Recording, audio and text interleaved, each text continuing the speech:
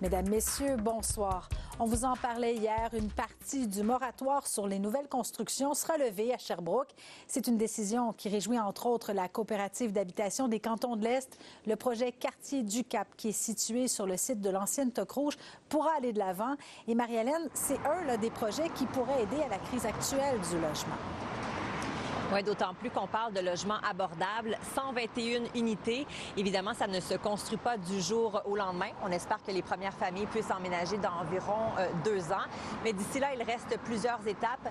La prochaine, c'est le comité consultatif d'urbanisme de la ville de Sherbrooke qui va se pencher sur le projet. J'ai rencontré aujourd'hui le directeur général de la coopérative qui, vous allez le voir, était très soulagé. C'est les 3 bâtiments qu'on voit ici. Là. La coopérative d'habitation des cantons de l'Est travaille depuis 2 ans à imaginer le quartier du Cap.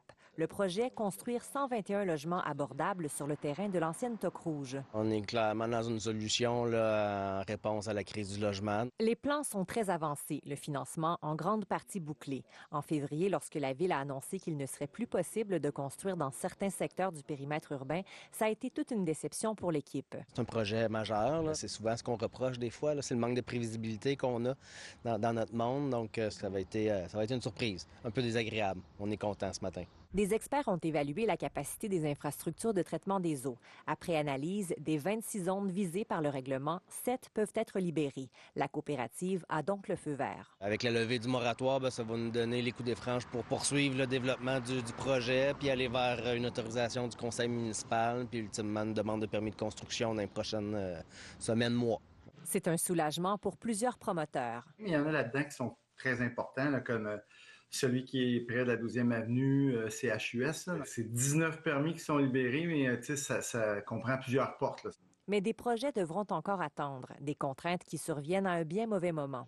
Bien, c'est parce qu'on a une crise du logement qui est très grosse. On n'a même pas 1% des logements disponibles.